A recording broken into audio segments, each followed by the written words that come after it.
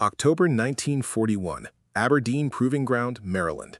A colonel from the Ordnance Department stands at the rear of a brand-new medium tank hull with its engine deck removed, and he is looking down into an empty steel cavity roughly the size of a household refrigerator. Around him, on wooden pallets, sit the candidates. An airplane engine built for a 1928 biplane, a monster welded together from 5 taxicab motors, and 2 city bus engines bolted side by side like conjoined twins. None of them was designed for a tank. All of them will go to war inside one. Here is the strange truth about the Second World War that the museums never put on the placard. The tank is the most famous weapon of that war. The Sherman, the T-34, the Churchill, the Stuart. Their silhouettes are printed on book covers and model kits and memorial plinths on 3 continents. But almost none of the engines inside those famous hulls were tank engines. They were bus engines, truck engines, aircraft engines, taxi engines, and in one case, an engine originally drawn up in a Washington hotel room in 1917 for a biplane war that had already ended. The Allies won the greatest armored war in history with power plants that were, almost without exception, improvisations, borrowed, doubled, chopped, and bolted together by engineers who had no time to design the right thing and instead made the wrong thing work. Germany, by contrast, did it properly. The Maybach HL-120 and HL-230 were purpose-built tank engines designed from a blank sheet for the job, elegant and dense and sophisticated. And Germany lost. That is the paradox this entire video lives inside. The side with the correct engines built 6,000 Panthers, and the side with the strange engines built 49,000 Shermans. And in a war decided by factories, strange and plentiful beats correct and rare every single time.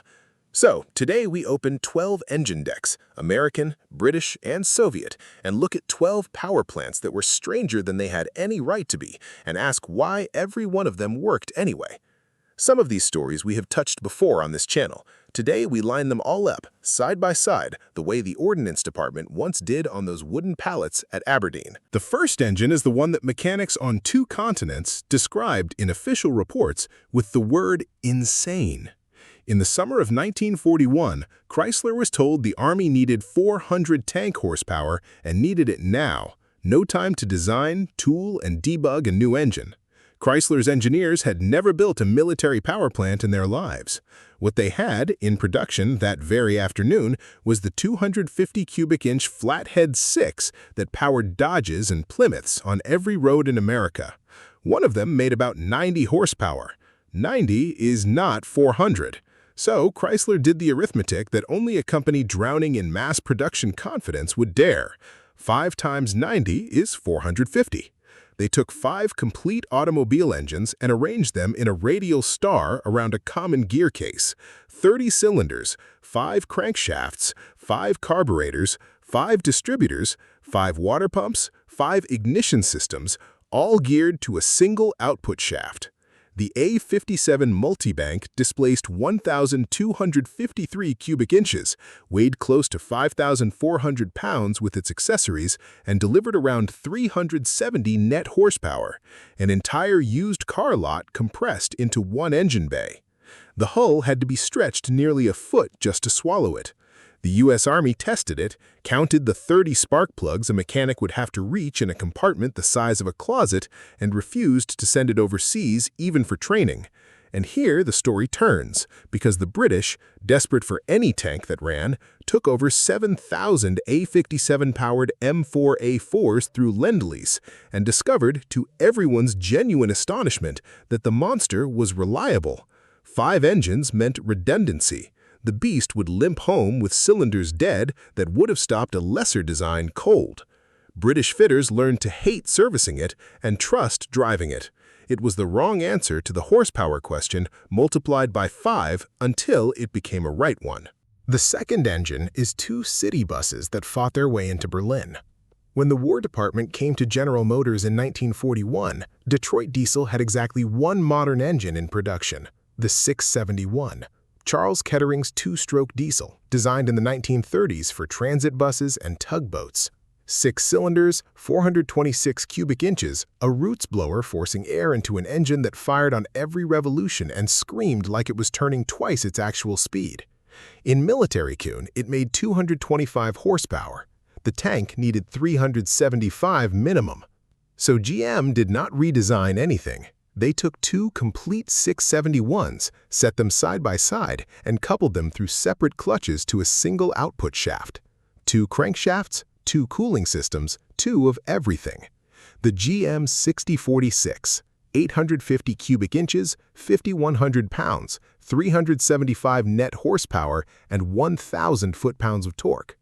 The strangeness had a hidden genius. Because each engine kept its own clutch, a crew whose tank took a hit could disconnect the dead engine and drive home on the survivor, and field reports confirm crews doing exactly that. Then came the twist we have told in full on this channel before. The U.S. Army, standardized on gasoline logistics, banned the diesel Sherman from combat overseas and shipped it to everyone else. The Soviets, whose entire supply system ran on diesel, demanded it by name and put it in their elite guards formations. Nearly 2,000 went to the Red Army and rolled with the 6th Guards Tank Army into Berlin in April 1945. The Marines took it across the Pacific because their Higgins boats ran the very same 671, tank and landing craft drinking from the same fuel drum on the same beach. The engine the U.S. Army rejected became, by tonnage of enemy ground taken, arguably the most consequential tank engine America built. The third engine spent its whole war pointing at the sky that it never flew in. The Wright R975 Whirlwind was a 9-cylinder air-cooled radial designed in the late 1920s for aircraft, the same engine family that carried early airliners and Navy biplanes. When America discovered in 1940 that it possessed almost no tanks and precisely 0 tank engines, the R975 was simply the only compact 350-plus horsepower engine in production, so Continental Motors license-built it for the ground, and the Ordnance Department stood it up vertically in the back of the M3 Lee and then the first Shermans. Everything about the installation fought its own nature. A radial cools itself with propeller blast and 150-mile-per-hour slipstream. Buried in a steel box, it needed a massive fan and sheet metal shroud just to breathe. Its circular architecture, 9 cylinders arranged like flower petals, dictated the Sherman's famously tall hull because the crankshaft sat at the center of a 4-foot star and the drive shaft had to pass under the turret floor to the transmission in the bow. It idled badly, fouled its lower plugs when parked because oil drained into the bottom cylinders, and demanded high revs to move 30 tons, which made it loud and thirsty on high-octane aviation gasoline. Crews learned a ritual no other tank required, hand-cranking the propellerless engine through several revolutions before starting to clear hydraulic lock. And yet, Continental built more than 50,000 of them. They powered the M4 and M4A1 through every early campaign from El Alamein to Normandy, and they ran because an engine over-engineered for the merciless standards of 1920s aviation had reliability to burn even when it was jammed into a job it was never meant to do. The fourth engine is what happens when you take a Rolls-Royce Merlin's ambitions and cut a third of them off. Before Pearl Harbor, Ford had been developing a 27-liter aluminum V12 aircraft engine, hoping to break into the aviation business the way Packard had with the Merlin. The aircraft contract never came. What Ford held instead was a magnificent orphan: twin overhead camshafts per bank, 4 valves per cylinder, aluminum block, aviation metallurgy throughout, and a War Department begging for tank power. So Ford's engineers performed surgery. They removed 4 cylinders from the V12 and closed it up into a V8. The result, the Ford GAA, displaced 1,100 cubic inches, 18 liters, the largest mass-produced gasoline V8 ever built, a record it holds to this day. It produced 450 horsepower and over 1,000 foot-pounds of torque, delivered with a smoothness that startled crews raised on the radial. Here is the strangeness. In 1942, the technology inside the GAA, DOHC, 32 valves, all aluminum construction, was exotic aerospace practice. Detroit's own passenger cars would not catch up to that specification for 40 years. Camaros and Mustangs of the 1980s were technologically cruder than this tank engine of 1942. After early teething troubles were wrung out, the GAA became the U.S. Army's preferred power plant, and the M4A3 that carried it was declared the standard American combat Sherman.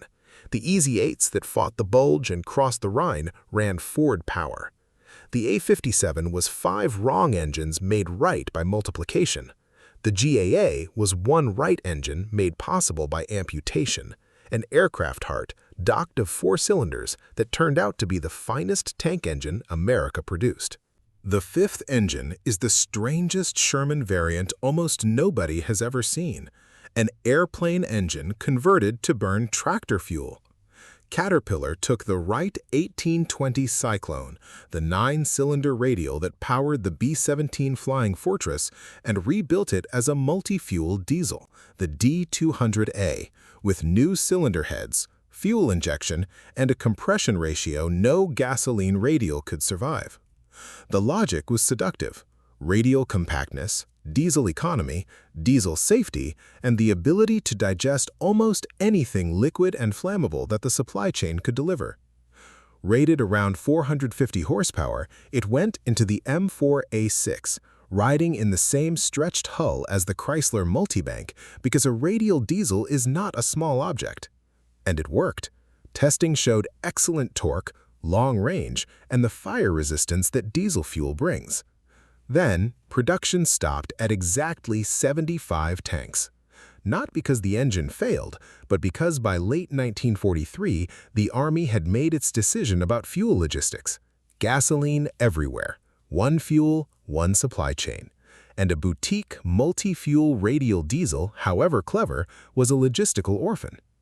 The 75 M4A6s never left the United States. They trained crews in Texas while their gasoline brothers fought in France. The D200A stands as the war's clearest demonstration that in industrial warfare, the best engine is not the most ingenious one, it is the one the fuel truck already carries.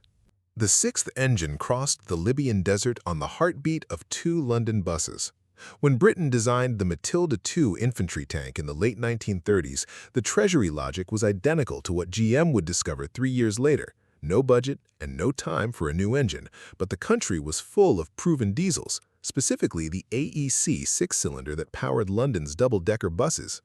One made roughly 87 horsepower. The Matilda's 27 tons of armor needed more, so Vulcan Foundry mounted 2 of them side by side, each driving into a common gearbox, later switching to paired Leyland diesels of similar layout, around 190 combined horsepower, moving the most heavily armored tank in the world in 1940.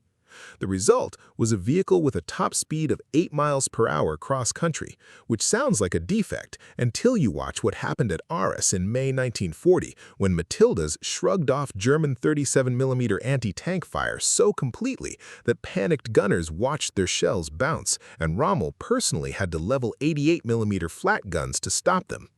In the Western Desert, the twin-bus diesels earned the tank its nickname, Queen of the Desert. Diesels sipped fuel where gasoline gulped it, resisted fire when hit, and the 2-engine redundancy meant a Matilda with 1 pack shot through could still crawl home. The strangeness had the same hidden logic as the GM 6046. 2 humble engines are not half a solution, they are a solution with a spare built in.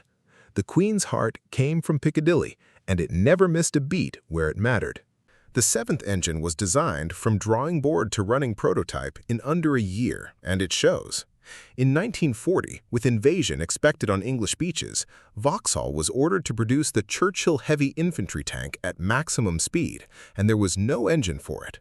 Vauxhall's answer was the Bedford Twin 6, essentially 2 Bedford 6-cylinder lorry engines merged onto a single crankcase as a horizontally opposed flat 12, 21.2 liters, about 350 horsepower, deliberately built flat so the engine deck could stay low and the whole unit could sit in the hull like a suitcase.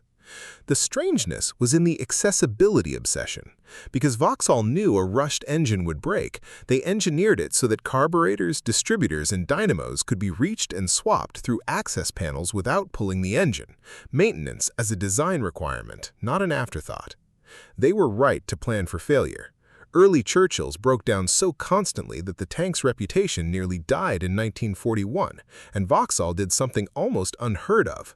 The company issued a printed apology to crews, tucked into each tank's handbook, promising the defects would be corrected. They were. By Tunisia in 1943, reworked Churchills were climbing Jebel slopes that no German officer believed a tank could climb.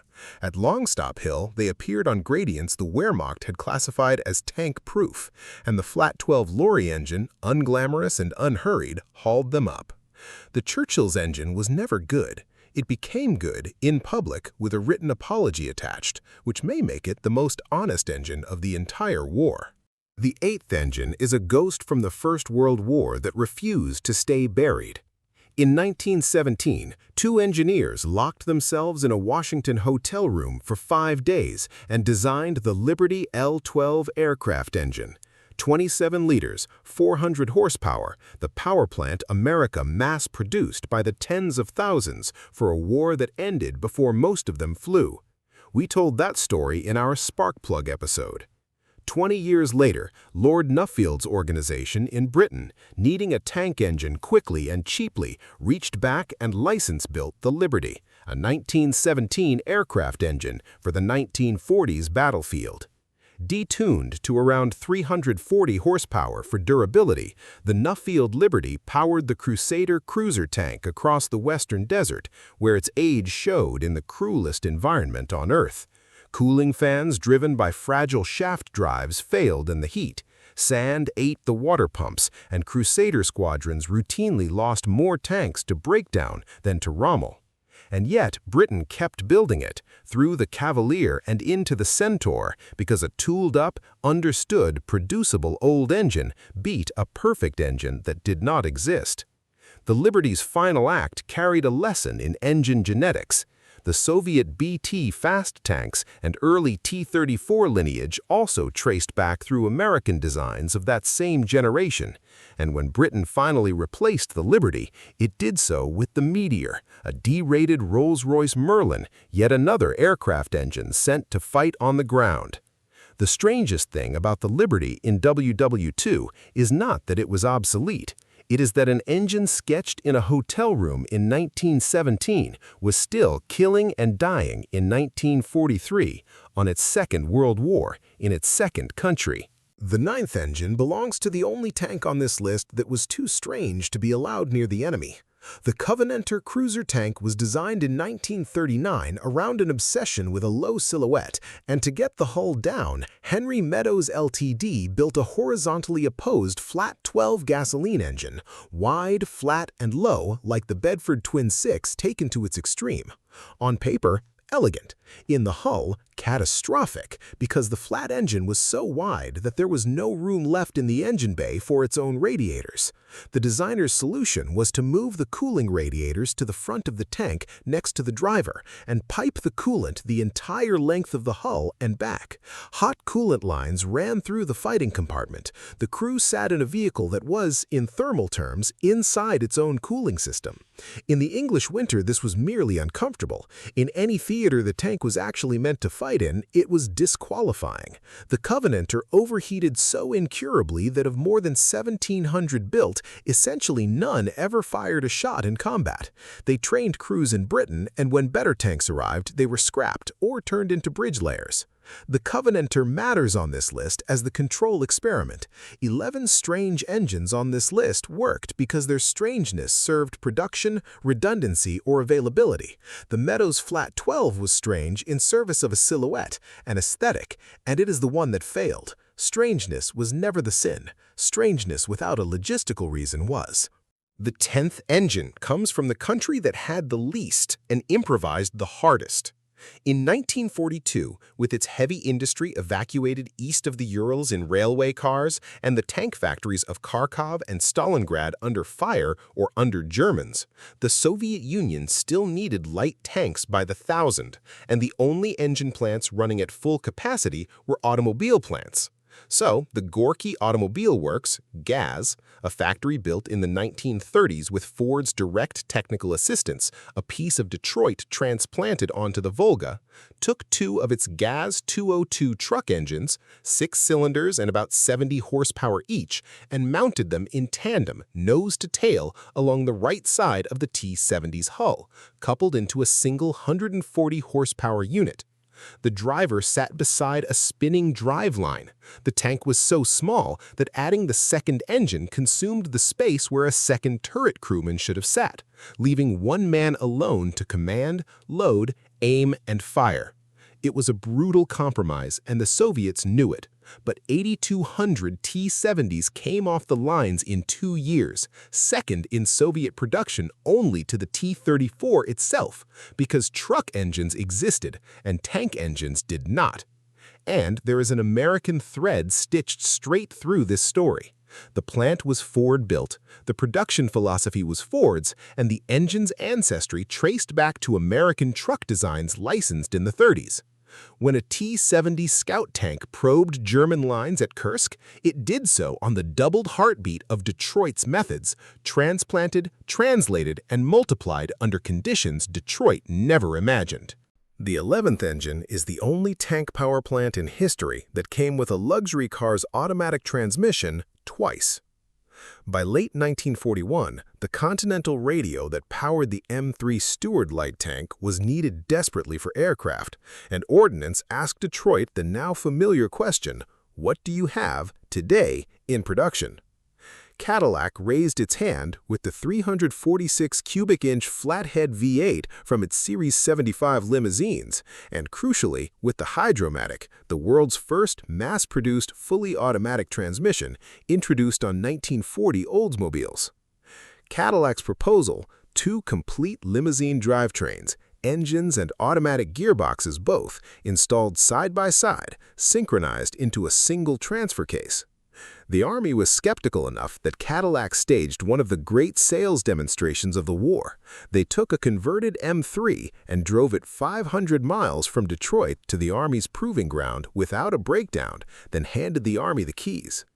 The twin Cadillac M5 Stewart delivered about 220 horsepower with a smoothness and quietness no tank crew had ever experienced. Drivers trained on it in hours instead of days because there was no gear shift to master. You pressed the accelerator of a 15-ton limousine. The same twin pack went on to power the M24 Chaffee, the best light tank of the war. There is something perfectly, almost comically American about this one.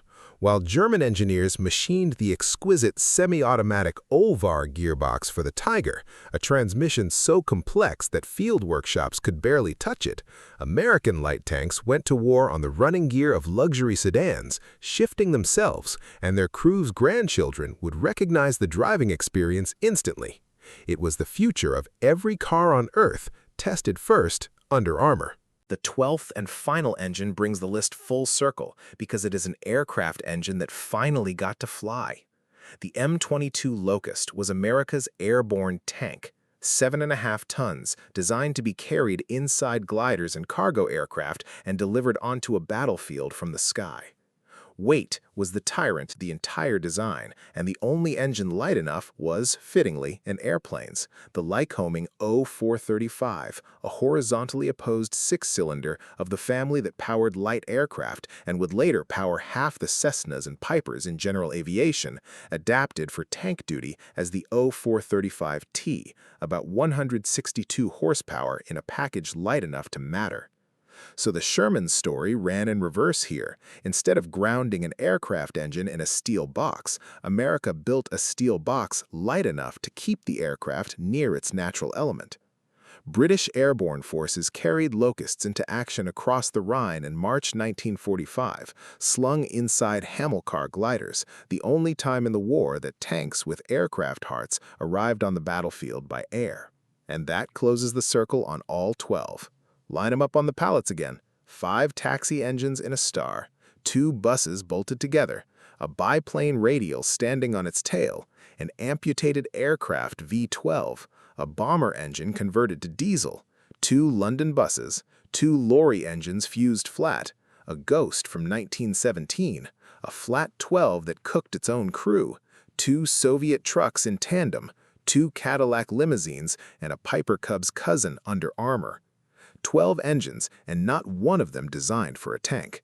Meanwhile, the Maybach HL230, the genuinely purpose-built article, sophisticated and correct, powered roughly 6,000 Panthers and 1,800 Tigers, engines so tightly engineered that field mechanics could barely service them and factories under bombing could barely multiply them. The Allies' strange engines were built by the 100,000, repaired with truck parts, understood by any mechanic who had ever worked a bus garage or a Cadillac dealership. Germany built the correct engine. The Allies built the available one, over and over, in every configuration desperation could weld together, and available won. The bloodlines are still running. The Detroit 671 stayed in production until 1995 and still screams in tugboats and fire trucks today. The Hydromatic that shifted the Stuart became the ancestor of the automatic transmission in your driveway. Lycoming flat engines still lift student pilots off runways every single morning. The Ford GAA's 32-valve aluminum architecture reads like a specification sheet for a modern performance engine written 40 years early. The strange engines outlived the war, outlived the correct engines, and outlived the empire that built the correct engines.